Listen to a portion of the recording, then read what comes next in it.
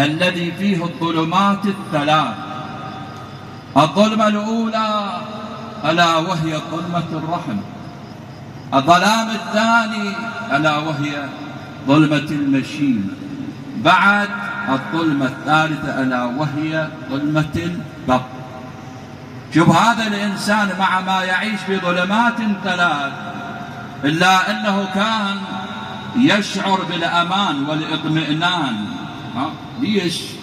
لأن ما عاش العالم الخارجي وما فيه من قضايا التي تخدش بالإنسان أو التي توصل بالإنسان تارة إلى الحضيض أو إلى الرفق. بعد ذلك من النعم التي أنعم الله على ابن آدم أن أخرجه من تلك الظلمات الثلاث إلى عالم الدنيا.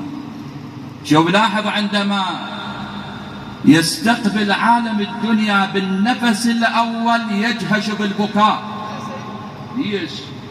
يقول هذا البكاء يمر على ابن آدم في 3 مراحل. المرحلة الأولى عند الولادة، والمرحلة الثانية عندما يبدأ ملك الموت بنزع الروح، والبكاء الثالث عندما يأخذ القاب مأخذ. ليش الإنسان يبكي عندما يأتي ملك الموت؟ لأنه يندم على كل لحظة قد قضاها في اللهو واللعب. يتمنى في تلك الساعة أنه ماذا؟ أنه لم يكن شيئا مذكورا لما يلاقيه ابن آدم. النعمة الثانية التي أنعم الله جل وعلا ألا وهي نعمة الأبوين، هؤلاء الذي لهم الدور من نقل تلك الأصلاب التي نقلت من صلب إلى صلب. لكن شنو تحتاج؟ تحتاج هذه الأصلاب أن تكون طاهرة، لأنه الإنسان يلوثها. كيف يلوثها؟ من خلال أكل الحرام. هذه النطف التي في الصدر باعتبار بالأصلاب تنمو، لها أيضا غذاء كما للشجر كما للإنسان. يقول أيضا تلك الأرواح والنطف المحملها ابن آدم في صلبه أيضا تتعرض إلى ماذا؟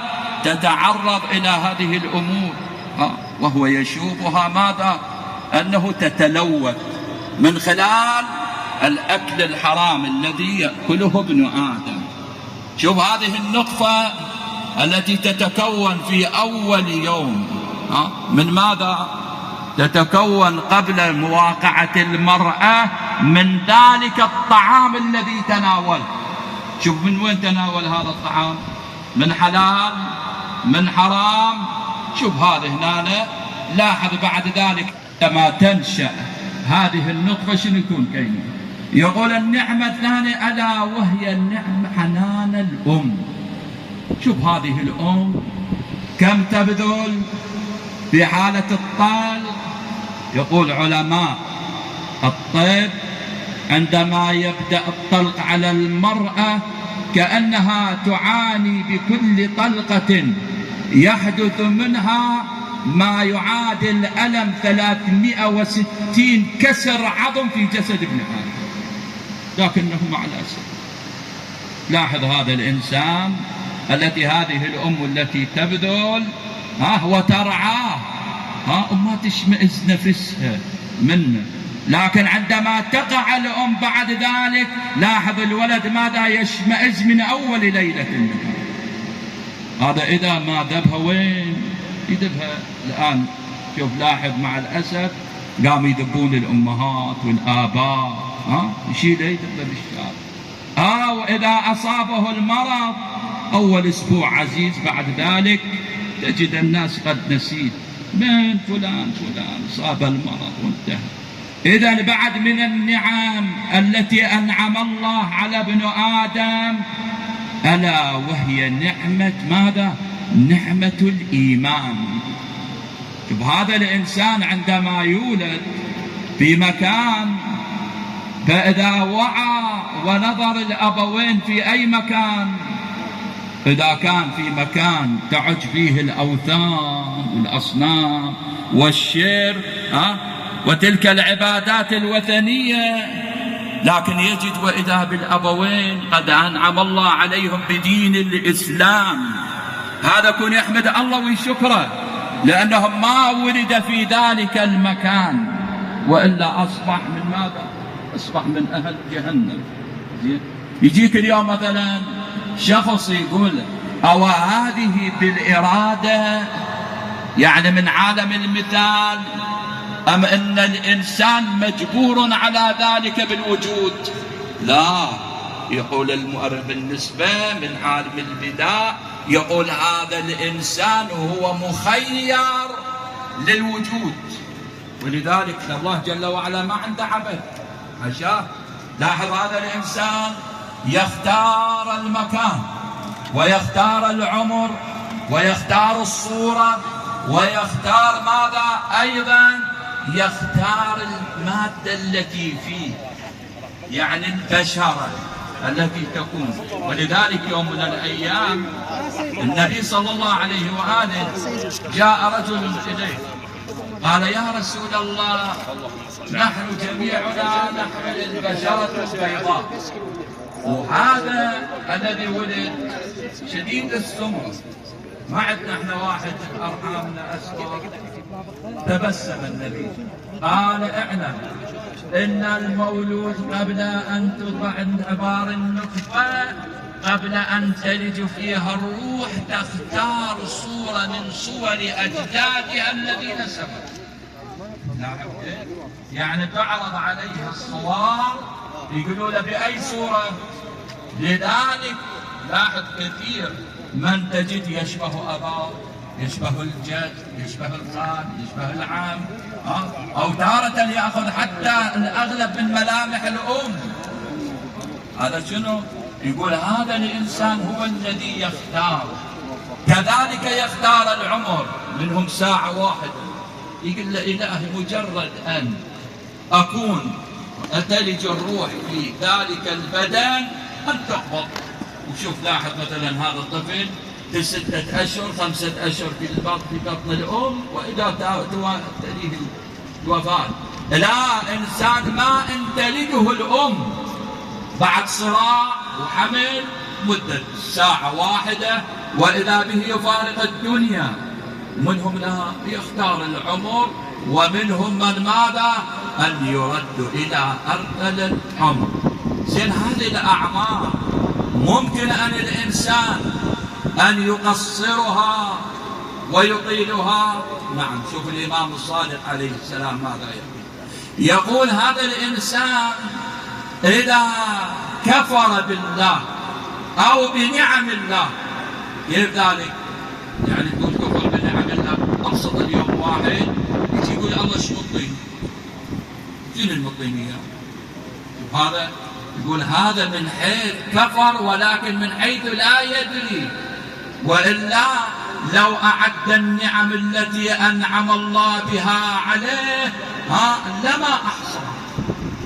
شوف نعمة بعد النعم، ألا وهي نعمة إتمام الخلق. شوف هذا الإنسان إذا ولد وكامل الخلقة والهيئة، هذا يكون يحمد الله ويشكر.